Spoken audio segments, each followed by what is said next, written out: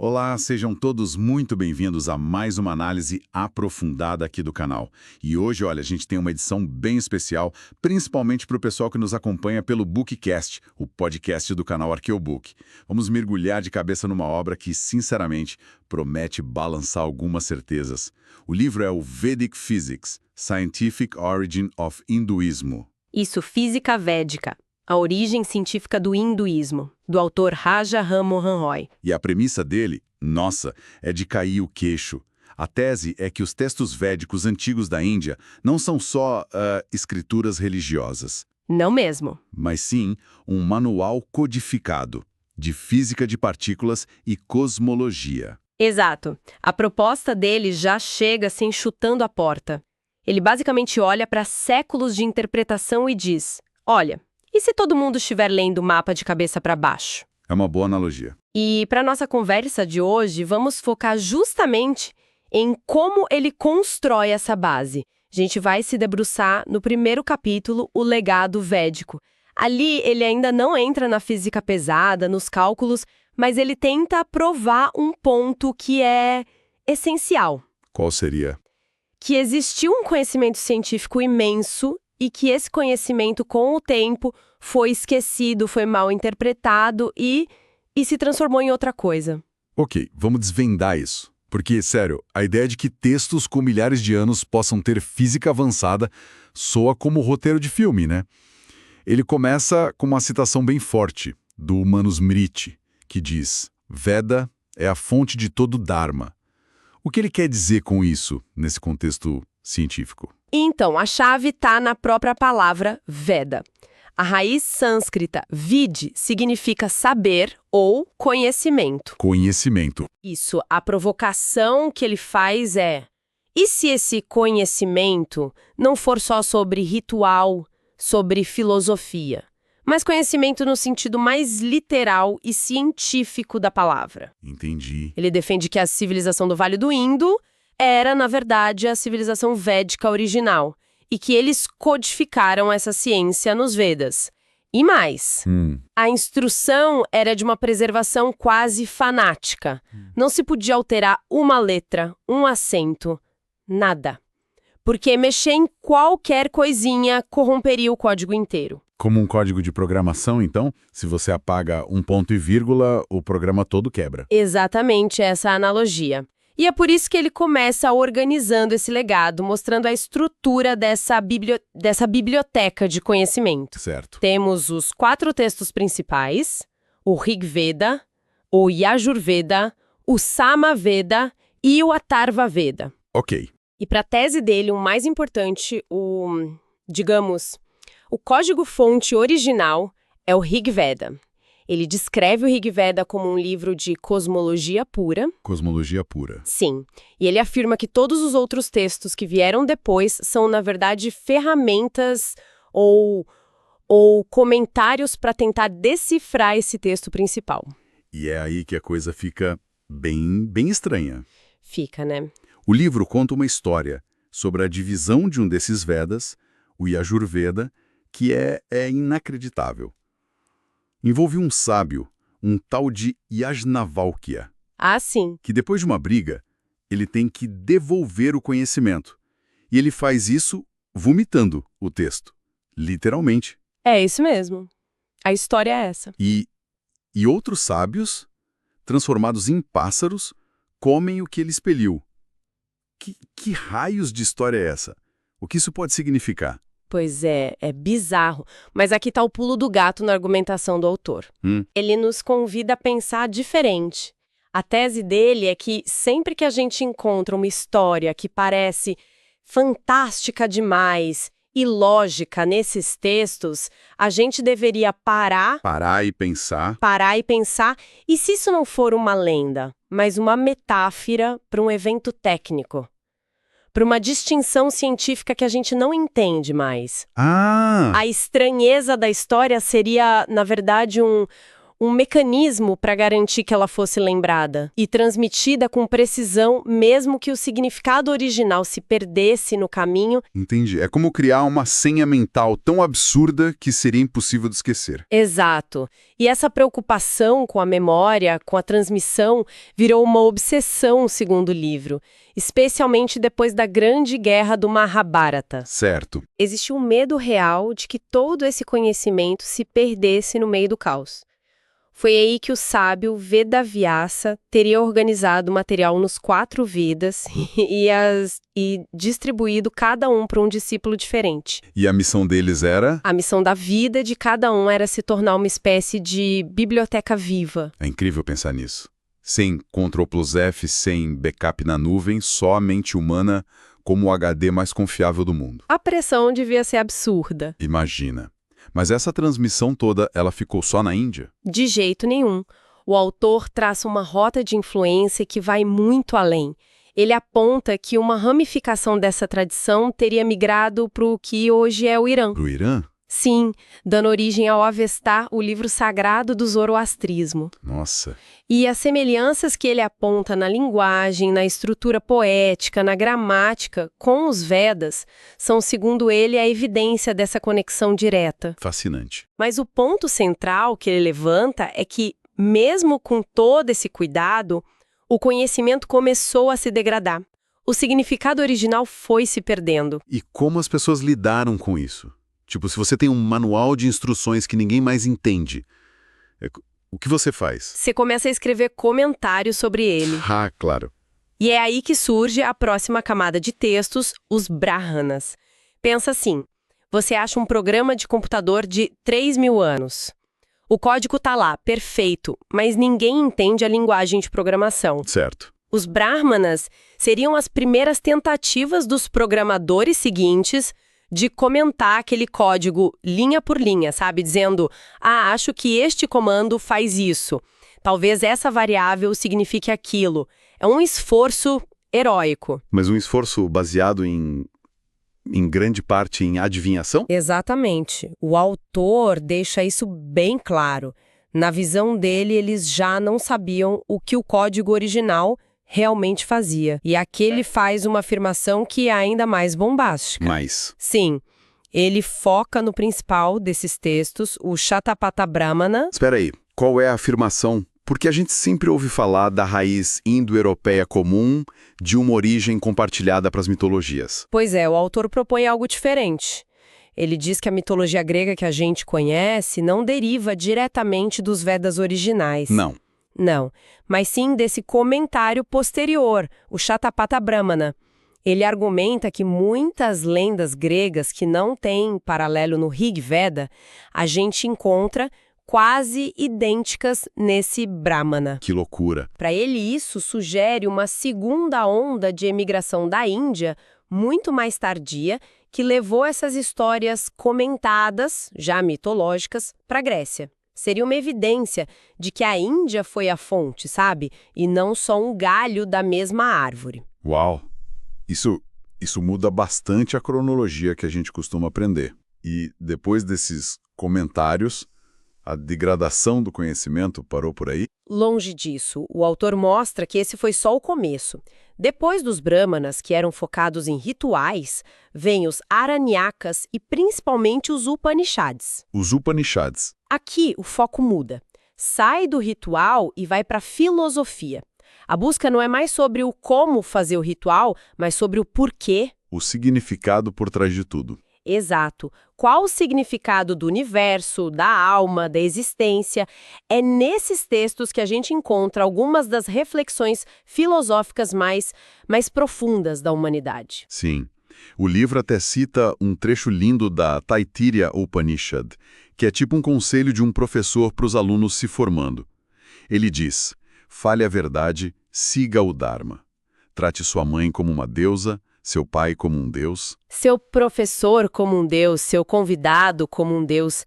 É de uma beleza e uma ética atemporais. Totalmente. E para fechar esse mapa do legado védico, o autor menciona mais 2 categorias. De um lado, a literatura sutra, que é o oposto dos brahmanas. Em vez de explicações longas, são aforismos curtos quase. Tweets filosóficos. Exato. E, do outro lado, os Vedangas, que ele descreve como a caixa de ferramentas dos Vedas. Caixa de ferramentas. Como assim? Pensa nisso como um manual de instruções para ler o manual principal.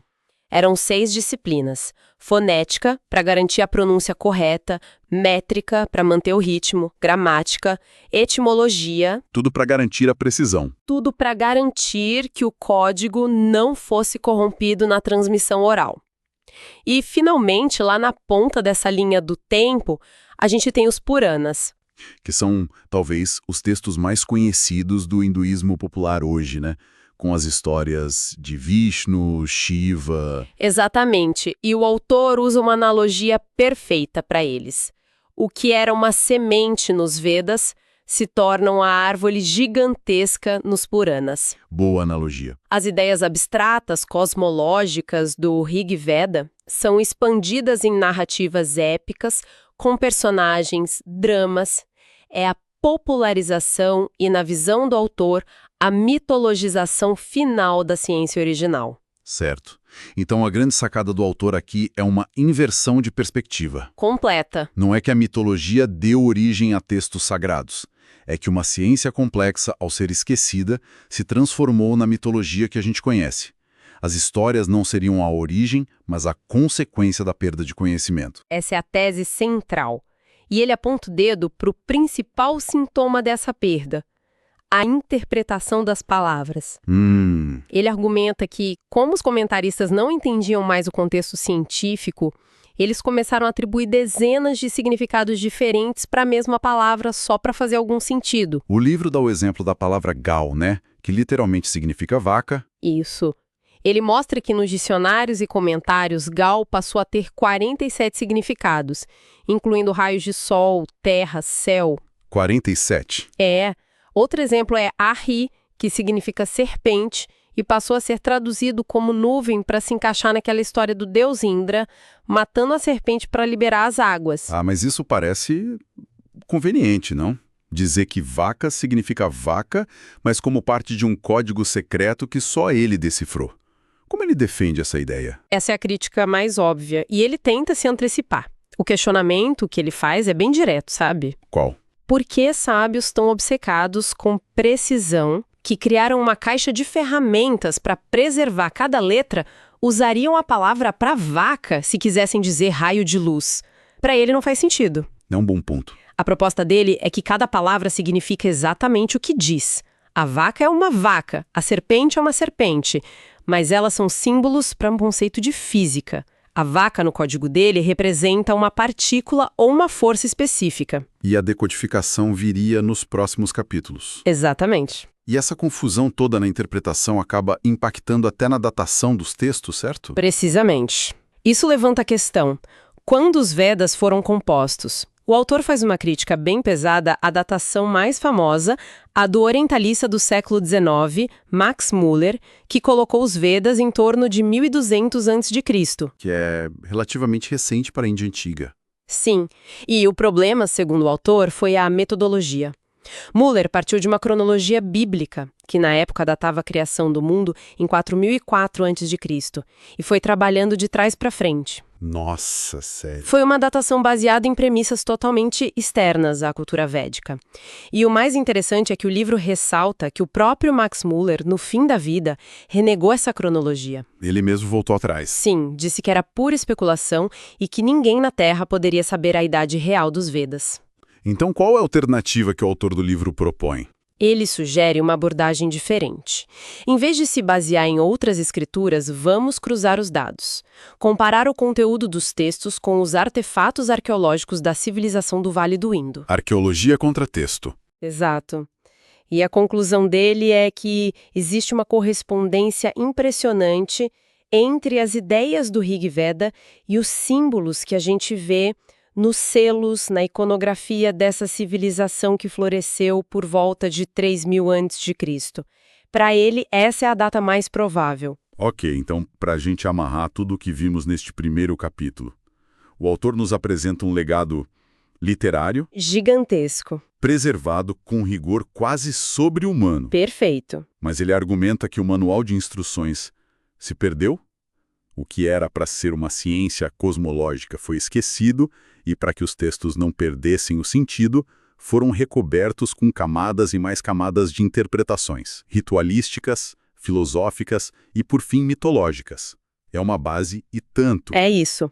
Ele basicamente passa o primeiro capítulo inteiro preparando o terreno para nos dizer: ok, agora que vocês entendem como o conhecimento original foi perdido e distorcido, esqueçam tudo que acham que sabem. Tanto. Quase uma promessa de revelar um segredo milenar. E ele termina o capítulo com essa provocação. Ele afirma que a física descrita nos Vedas não só é avançada, como contém conhecimentos que a nossa ciência moderna ainda nem descobriu. Uau! Ele descreve esse legado como um presente dos nossos antepassados. Um presente que a gente está só agora, com as ferramentas da física contemporânea, começando a ter a capacidade de desembrulhar. E com essa base estabelecida, a jornada está só começando. Na nossa próxima análise aqui para o Bookcast, a gente vai mergulhar de cabeça nas alegações cosmológicas do livro. Agora a coisa fica séria. Há capítulos como O Tempo Antes do Tempo e O Ovo em Expansão. O que era esse tal de útero dourado que existia antes da criação? E essa é a parte mais polêmica, eu acho. Como os Vedas descrevem um universo que, na interpretação do autor, começou frio e não com um Big Bang quente. Será uma exploração fascinante, onde a gente sai da história da interpretação e entra de vez no terreno da física e da cosmologia, para ver se as alegações do autor se sustentam. Vai ser um debate e tanto. Seguimos na análise e vamos falar agora sobre o segundo capítulo do livro Física Védica, intitulado O Tempo Antes do Tempo. Perfeito. E, nossa, o título já entrega a ambição do capítulo, né? Não estamos falando do início do tempo. Não mesmo. Mas do que, segundo essa cosmologia védica, existia antes do próprio tempo ser uma realidade. É uma viagem, né? Para um estado do universo que, assim, desafia quase tudo o que a gente entende hoje sobre a origem das coisas. Exato.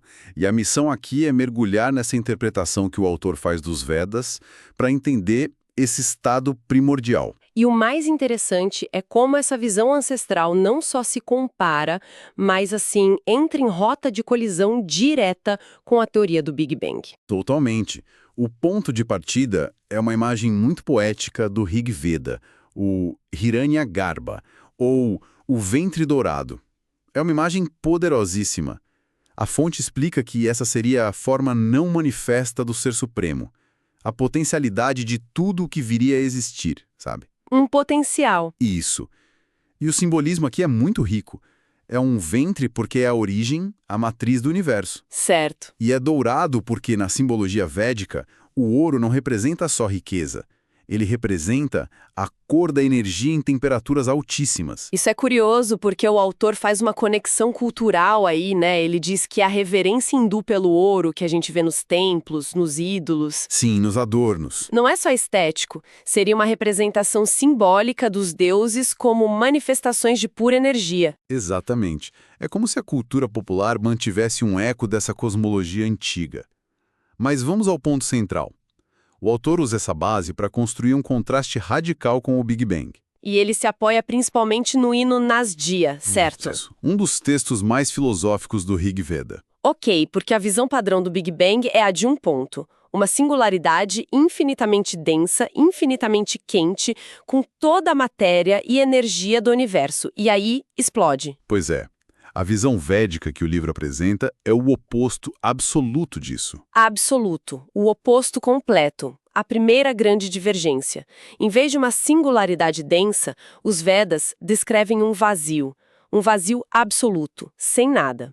O hino diz que não havia nem o ser, nem o não ser. E o livro ainda cita outro texto, o Taittiriya Brahmana, que é ainda mais direto. Antes, não havia absolutamente nada. Sem espaço, sem tempo, sem matéria, sem energia. Um nada. Mas a segunda diferença, para mim, é ainda mais chocante. É a questão da temperatura. A cosmologia moderna é categórica. O universo começou incrivelmente quente e vem esfriando desde então. E a cosmologia védica, segundo a interpretação do autor, propõe exatamente o contrário. O contrário como? O universo teria começado num estado de frio absoluto, tipo um zero absoluto de energia, e só depois começou a aquecer. Isso vira a nossa termodinâmica de cabeça para baixo. Ok, isso levanta uma pergunta óbvia. Se tudo estava vazio, frio, inerte, como é que algo começou? De onde veio a primeira faísca de energia para aquecer as coisas? Essa é a questão de $1 milhão. E a resposta, segundo o livro, está numa única palavra sânscrita: tapa. Tapa. A tradução literal de tapa é aquecer ou penitência, austeridade. Mas aqui é um termo técnico. Tapa é o processo que inicia a evolução do universo. Mas como esse processo funciona? Ele simplesmente acontece? O fascinante é que, nessa visão, o aquecimento não é a causa da criação, Não. é a consequência. A própria criação da matéria, do espaço, da energia, tudo isso, a partir do nada, é um processo que gera calor. Ah, entendi. O universo não nasce de uma explosão quente. Exato. Ele emerge do frio e se aquece à medida que se torna mais complexo. O tapa é um motor desse aquecimento gradual. Então, em vez de um Big Bang, teríamos um Big Warm-up, um grande aquecimento. É uma boa analogia. Certo. Então temos esse universo frio e vazio que começa a se aquecer. Mas aquecer o quê? O que exatamente preenchia esse vazio se não era matéria nem energia como a gente conhece? E aí a gente entra na parte mais abstrata e talvez a mais importante do capítulo. O Rig Veda descreve esse estado inicial dizendo que a escuridão estava oculta pela escuridão. Poético. Muito, e diz que tudo o que existia era Salila Apraketa. A chave está nessas duas palavras. Salila pode ser traduzido como água. E é aí que a confusão toda começa, imagino. Porque a ideia de um oceano primordial é super comum em várias mitologias de criação. Exatamente. Mas o autor argumenta que aqui o uso é técnico, não é literal. A palavra crucial que acompanha Salila é apraketa, Apráqueta? que significa indiferenciado ou sem características. Portanto, não estamos falando de H2O. Salila seria um fluido primordial completamente homogêneo. Homogêneo. Isso, um estado de equilíbrio perfeito, onde nenhuma parte é diferente da outra. Pensa numa massa de bolo antes de misturar os ingredientes. É tudo uma coisa só, uniforme. Entendi. É um conceito de física, então, não uma descrição literal. Mas o livro também introduz outro termo, apa, que também pode ser traduzido como água. Pois é. Por que usar duas palavras diferentes para a mesma coisa? Parece feito para confundir. É uma distinção sutil, mas que, segundo o autor, é o X da questão. Ele cita o Shatapatha Brahmana, que diz: apar eram, de fato, Salila antes. O uso de dois termos distintos implica uma diferença técnica fundamental. Se Salila é o estado de equilíbrio perfeito, a massa de bolo homogênea? Então, apar é o que vem depois, quando o equilíbrio é quebrado. Exatamente. Apa representa o estado inhomogêneo diferenciado. É o momento em que a batedeira cósmica é ligada. Gostei da imagem. O tapa, o aquecimento, começa a criar diferenças, flutuações, estruturas. O fluido deixa de ser uniforme. Uma analogia boa é a de um lago perfeitamente parado. Isso é Salila. Certo, calmaria total. Aí você joga uma pedra. As ondas começam, o movimento surge, a superfície se diferencia. Isso é apa. É o fim da monotonia cósmica. É a quebra de simetria.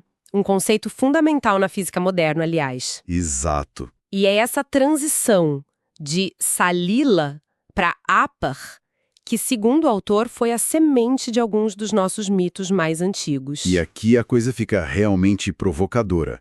Ele propõe que essa ideia cosmológica complexa, ao ser transmitida oralmente por milênios, foi sendo, simplificada, mal interpretada. Como assim? O conceito técnico de Salila, o fluido primordial indiferenciado, foi entendido literalmente. Como água. Como água. Espera um pouco. Então ele está sugerindo que a ideia de um mundo nascendo da água, que a gente vê no Gênesis da Bíblia, onde o Espírito de Deus pairava sobre as águas, Sim. ou até no Popol Vuh, o livro sagrado maia, que descreve um início com nada além de um mar silencioso, tudo isso seria uma interpretação literal e equivocada desse conceito védico. É exatamente essa a tese. Seria o resultado de um gigantesco telefone sem fio cosmológico que atravessou culturas e milênios. Nossa! A ideia original, abstrata, científica, se perdeu.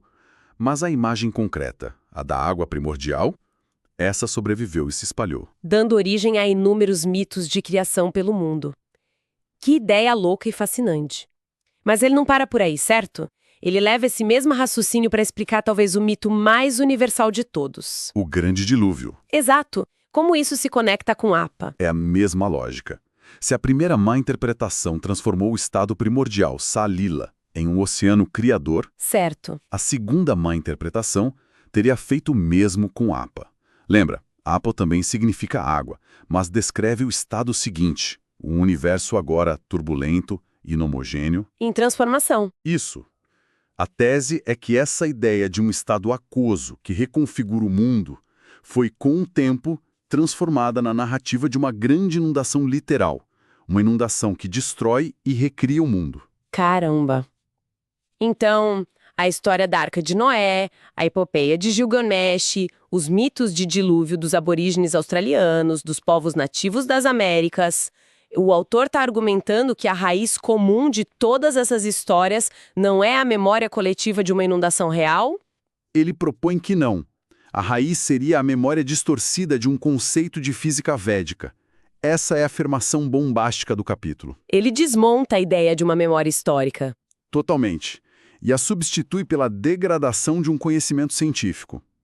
O argumento é que o mito do dilúvio é tão universal não porque uma enchente global aconteceu, Mas porque o conceito científico original foi compartilhado globalmente. E aí, com o tempo, foi por se ser transformou. significado técnico, virou uma fábula. Ele está trocando a história pela semântica. A ideia científica original se perdeu, mas a metáfora, a imagem poderosa da água que transforma tudo, sobreviveu e ganhou vida própria como uma história literal. É uma recontextualização radical de um mito fundador para muitas culturas. Ele o trata não como história ou teologia, mas como eco distante de uma cosmologia científica esquecida. A ciência que virou mito. Vamos recapitular porque é muita coisa. Este capítulo nos apresenta uma cosmologia védica, que é uma imagem espelhada do Big Bang. Isso. Em vez de uma explosão quente e densa, temos uma emergência gradual a partir de um estado frio, vazio e perfeitamente homogêneo que se aquece com o tempo. Exato. Um estado inicial descrito como salila, um fluido primordial indiferenciado. Esse equilíbrio é quebrado pelo processo de aquecimento chamado tapa, levando ao estado de apa. Onde o universo se torna complexo e diferenciado. Isso mesmo. E a parte mais explosiva da teoria é que a interpretação literal desses termos técnicos, Salila e Apa, ao longo de milênios, teria dado origem a dois dos mitos mais difundidos da humanidade. O da criação a partir da água e o do grande dilúvio. Incrível! O ponto central é essa ideia de reinterpretação. Palavras aparentemente simples como água seriam, na verdade, termos técnicos de uma ciência antiga e complexa. Isso nos força a pensar sobre a própria natureza do mito, né? E como o conhecimento se transforma ou até se degrada com o tempo. Sem dúvida. Nossa análise da física védica continua.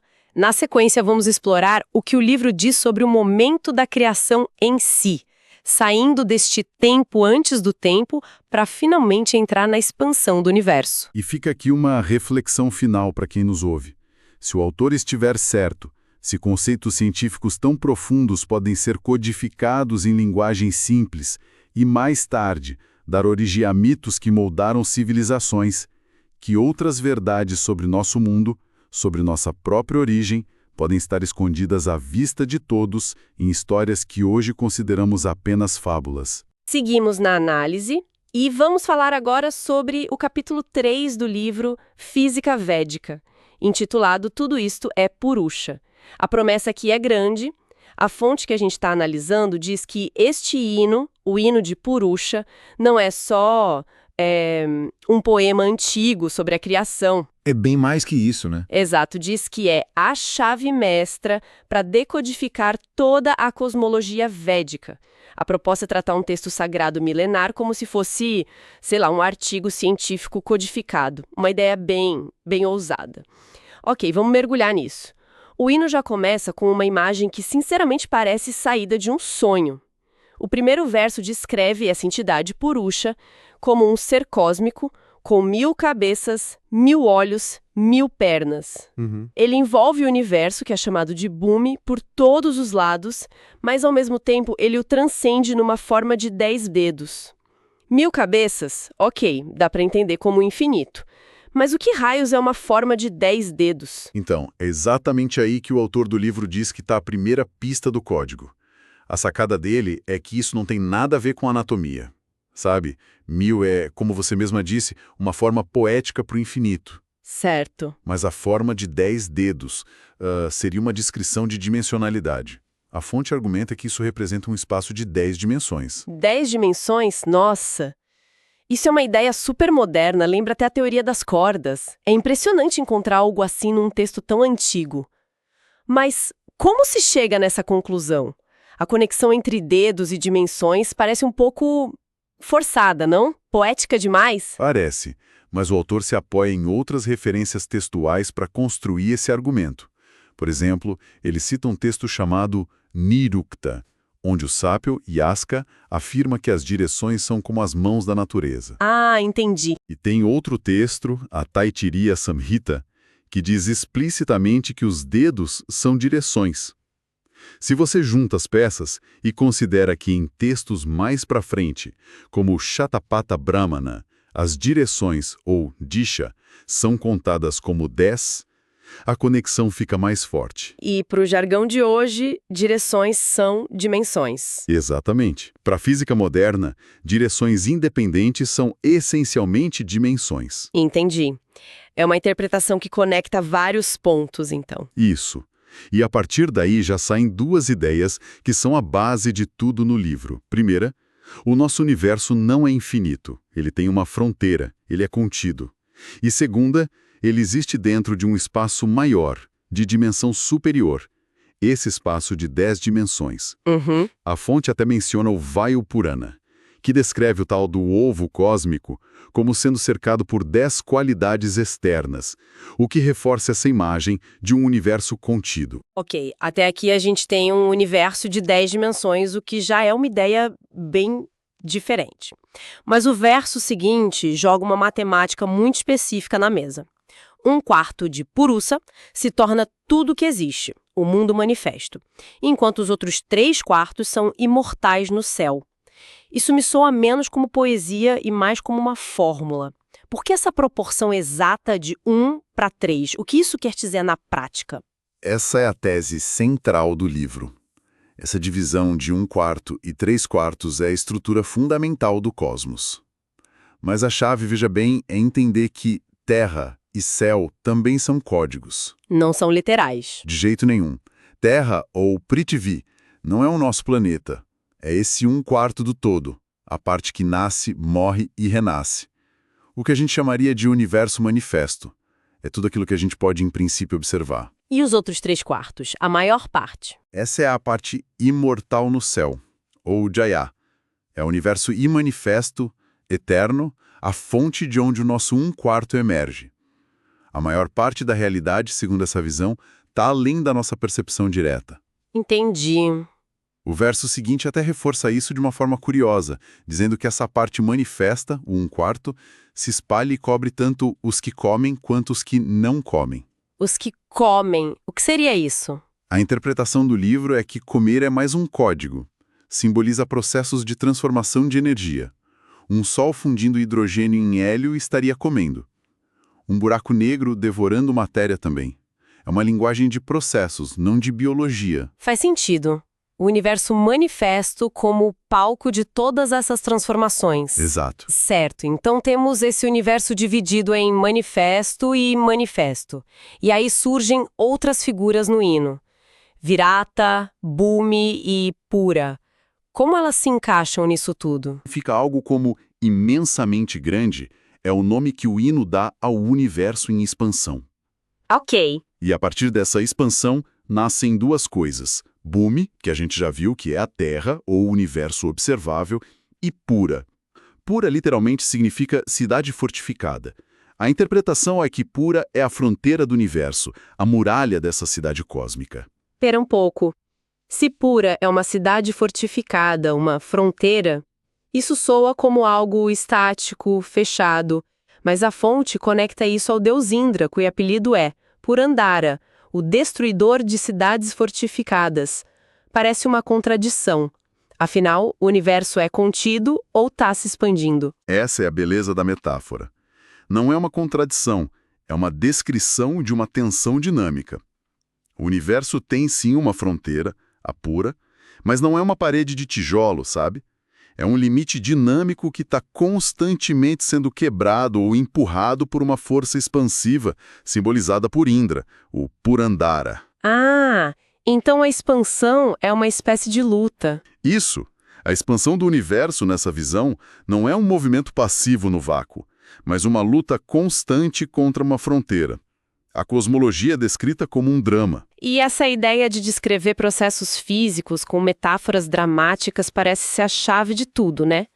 Porque logo depois o hino fala de um yajna, um sacrifício, e os detalhes são bem específicos. A primavera é a manteiga, o verão é a lenha.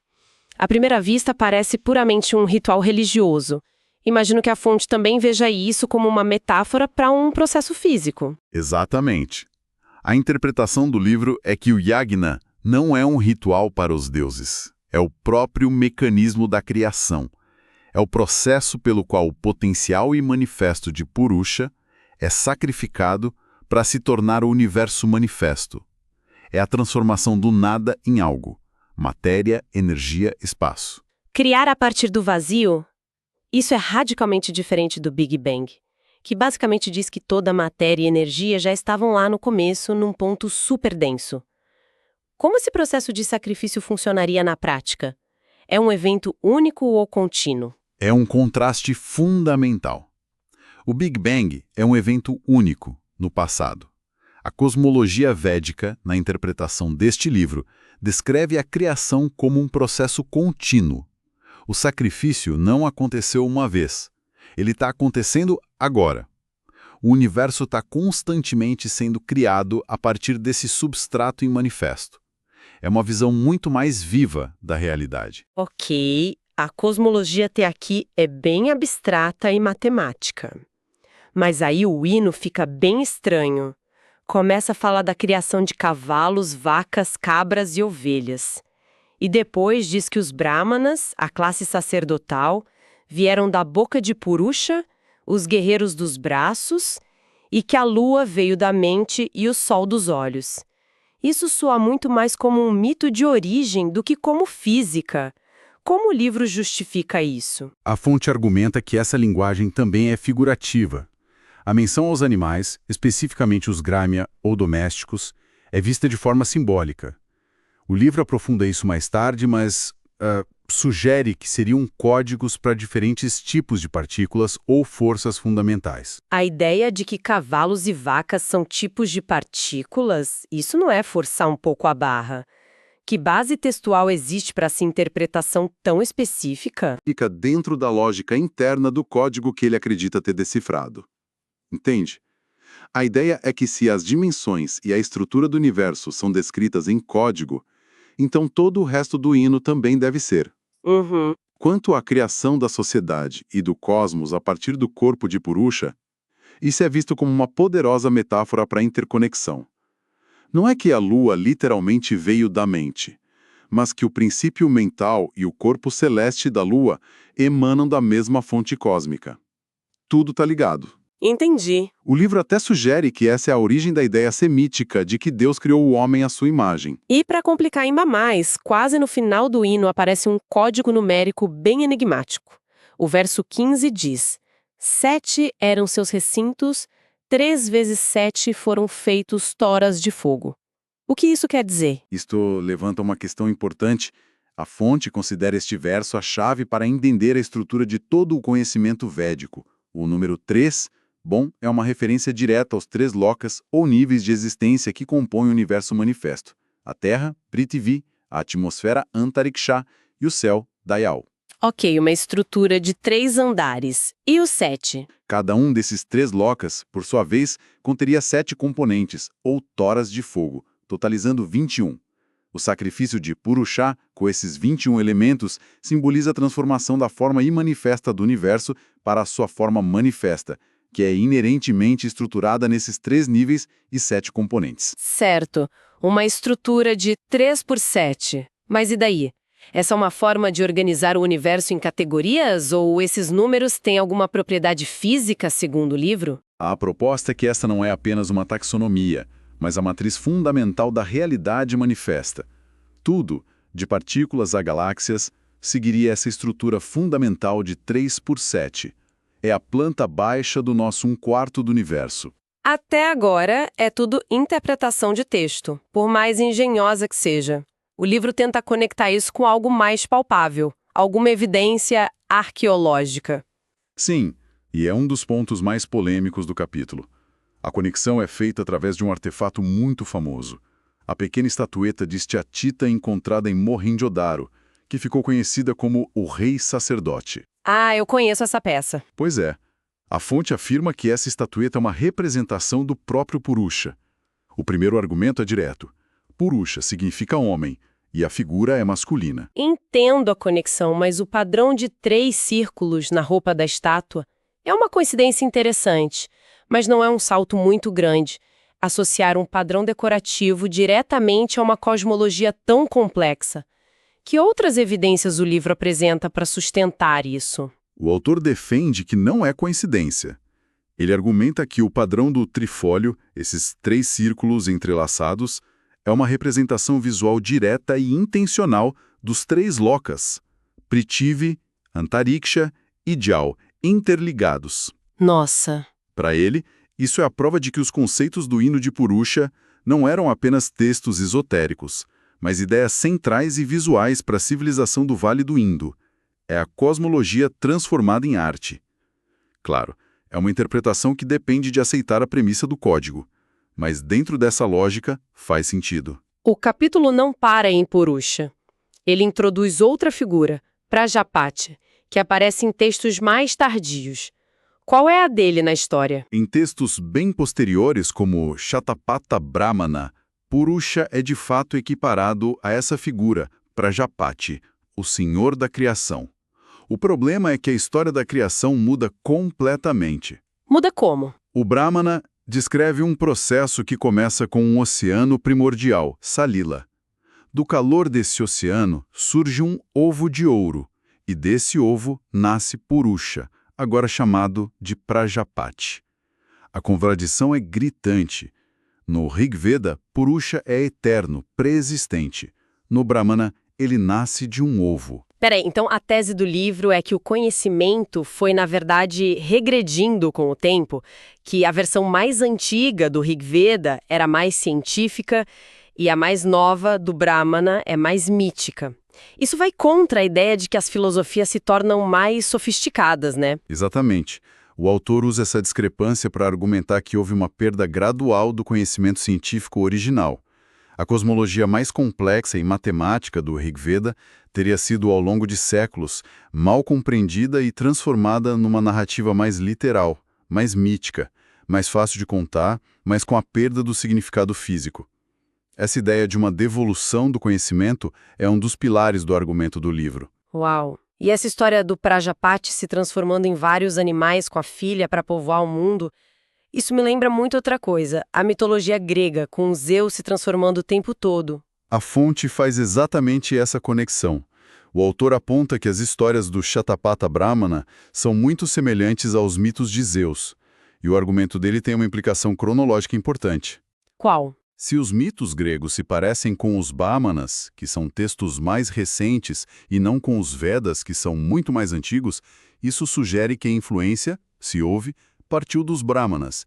Isso reescreveria parte da cronologia das influências entre as civilizações antigas. Então, o que tudo isso significa. A gente começou com um hino poético e, segundo a interpretação do livro, terminou com um modelo cosmológico completo. Um universo de 10 dimensões, com uma fronteira dividido em uma parte manifesta e uma vasta parte imanifesta, e cuja criação é um processo contínuo. Simbolizado por um sacrifício. Exato.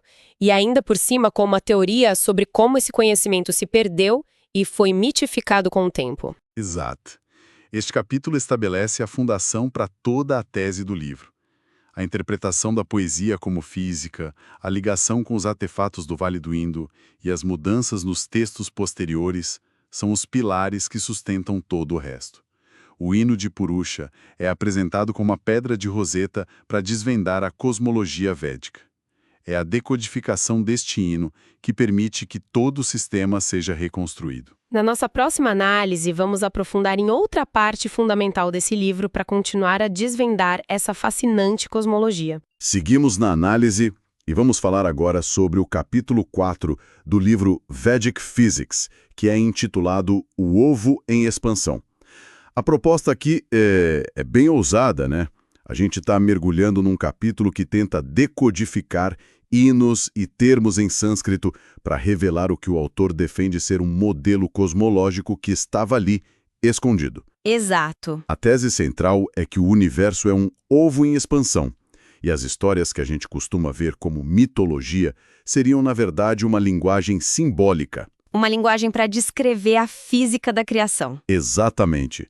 Nossa missão aqui é entender a lógica por trás disso, como a fonte conecta esses conceitos milenares com ideias da física moderna. Coisas como matéria, antimatéria, forças fundamentais. E o ponto de partida que o autor usa é a própria palavra em sânscrito para universo. Brahmanda. A tese dele é que a resposta já está no nome. Então já começa na etimologia mesmo. Já na etimologia, ele decompõe a palavra, sabe? Certo. Brahma, ele diz, viria da raiz bruha, que significa expandir. De expandir. E anda significa ovo. Ah, claro. Então, Brahmanda não seria só uma metáfora poética, né? Seria uma definição literal. O ovo em expansão. Literalmente. A cosmologia toda já estaria contida nessa única palavra. Nossa, que interessante isso. Não é só uma imagem bonita, é um termo técnico por essa visão. Pois é, e para o autor, isso não é só um detalhe do nome. É a base de tudo. Ele mostra como essa mesma ideia do ovo cósmico aparece depois em outros textos, como o Matsya Purana. Aí ele cita outras fontes. Sim, tem uma passagem sobre a criação que é muito visual. Depois que tudo se dissolve, na escuridão surge um ser que cria as águas e coloca ali uma semente. Uma semente. E essa semente vira um ovo de ouro luminoso, e o ser que entra nesse ovo para dar início a tudo. É Vishnu, certo? Isso, ele é chamado de Vishnu. Ou seja, a ideia de um universo autogerado, contido numa forma que lembra um ovo, uma esfera, já era um conceito consolidado. Sim, e aqui vem o pulo do gato do autor. Ele insiste que essa forma de ovo não é uma escolha aleatória ou puramente mítica. Não. A afirmação dele é que a escolha se baseia num raciocínio científico sólido, algo que ele promete detalhar mais pra frente, ligando essa forma esferoide à rotação do universo primordial. Uau! Então a premissa é bem forte. A mitologia como um manual de física. Mas espera um pouco, essa expansão não foi um sucesso de primeira, né? Pelo que eu vi aqui nas fontes, o autor descreve uma espécie de falha no sistema. Exatamente. Uma primeira tentativa que não deu certo. Exato. E é aqui que a história fica ainda mais complexa. Ele introduz um conceito chamado Martanda. Martanda. Que ele traduz como ovo morto. Ovo morto. Como assim? A ideia é que houve uma primeira versão do universo que simplesmente falhou. Começou a se expandir, mas algo deu errado e o processo reverteu. O universo contraiu e morreu. Basicamente isso. Espera aí. Então a ideia de um universo de rascunho, uma versão beta que não deu certo, já estava presente nesses textos. Isso é muito diferente da ideia de uma criação divina perfeita e instantânea que a gente vê em outras culturas. Completamente diferente. E a interpretação do autor para o fracasso desse ovo morto é fascinante. Ele conecta isso a um problema que a física moderna discute hoje, o ajuste fino das constantes universais. O fine-tuning. Isso. Segundo a leitura dele, Martanga era instável, não tinha órgãos diferenciados, o que ele entende como uma falha na sintonia fina das forças fundamentais da natureza. Gravidade, eletromagnetismo. Exato, elas não estavam calibradas corretamente. Então foi preciso um reboot cósmico. Uma segunda tentativa com as configurações ajustadas. É uma ótima analogia. Foi preciso um reajuste nessas forças para a expansão se tornar estável, sustentável. E quando o universo finalmente consegue se estabilizar, nessa segunda tentativa ele ganha um novo nome, Vivasvana. E o que significa Vivasvana? O autor traduz como onde se pode viver. Faz todo sentido. É a versão que deu certo. O universo bem-sucedido.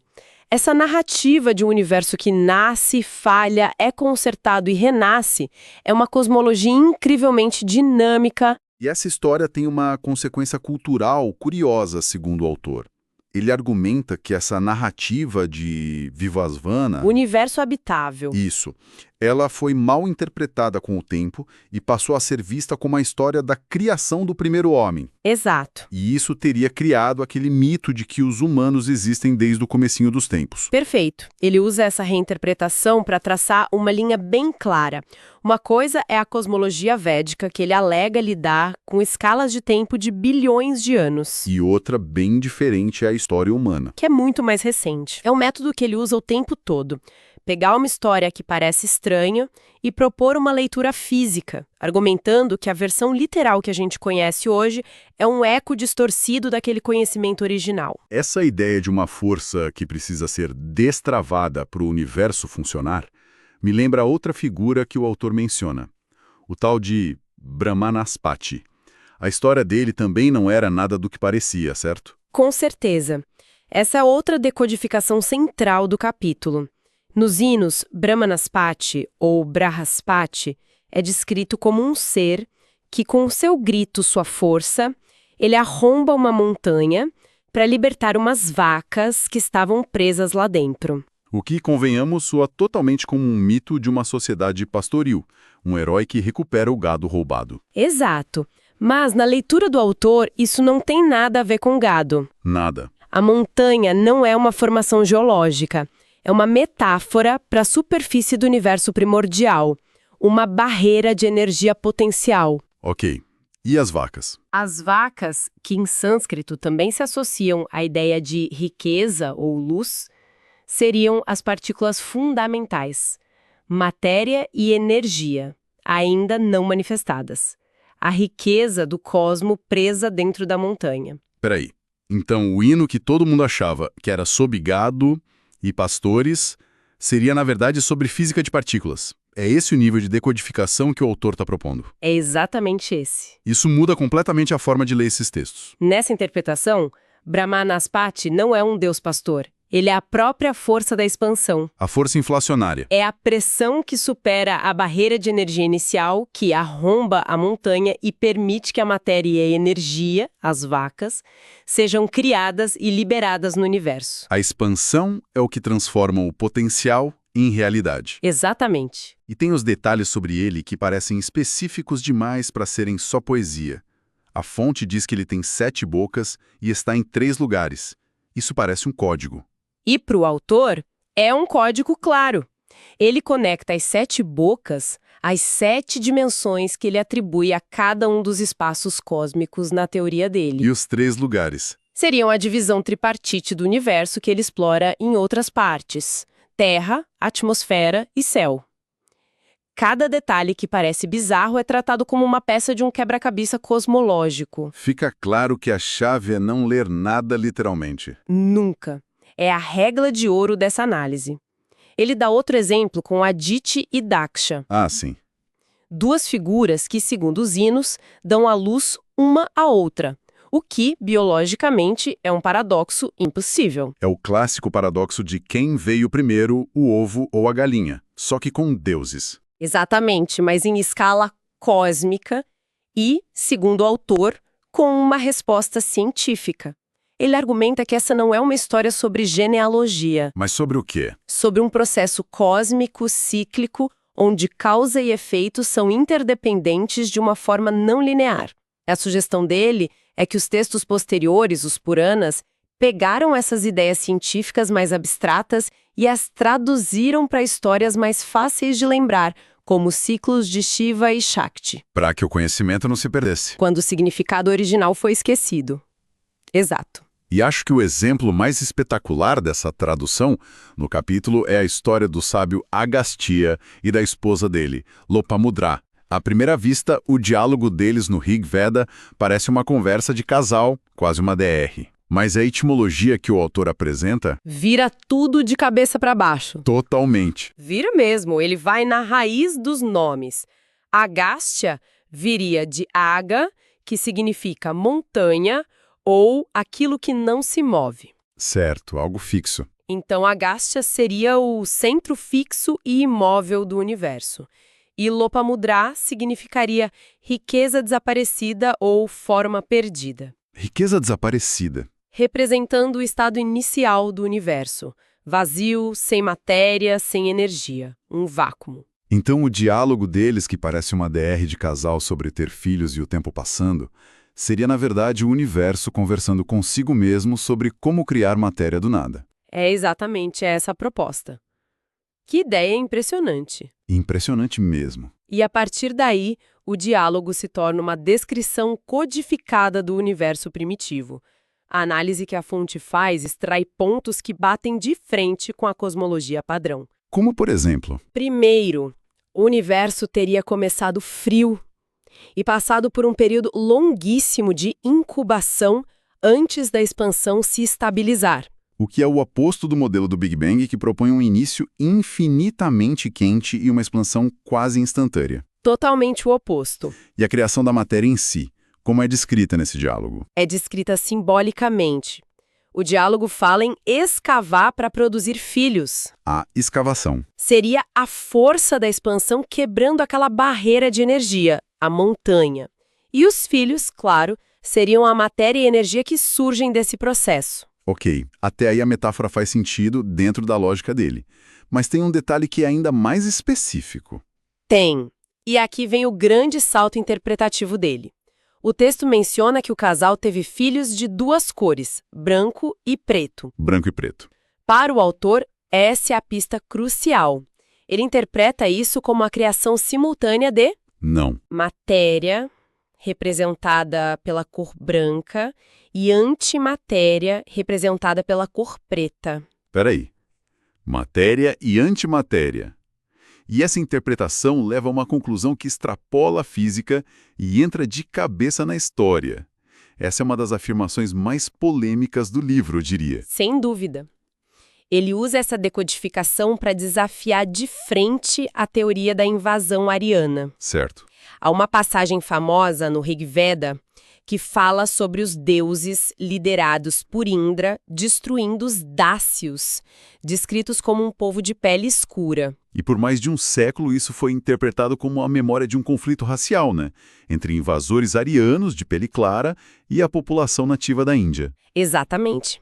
A visão tradicional. Mas na visão do autor não tem nada a ver com isso. Nada. Ele propõe que o texto não está falando de pessoas. E sim de... A destruição do povo de pele escura seria uma descrição alegórica da aniquilação da antimatéria representada pela cor preta. Uau! Essa aniquilação teria sido um evento cósmico necessário para que o nosso universo, hoje dominado pela matéria, a pele clara, pudesse existir. Essa reinterpretação da aniquilação da antimatéria é uma virada de roteiro espetacular. Mas é uma ideia bem radical, né? O autor basicamente joga um século de debate histórico, arqueológico e linguístico pela janela ao propor isso.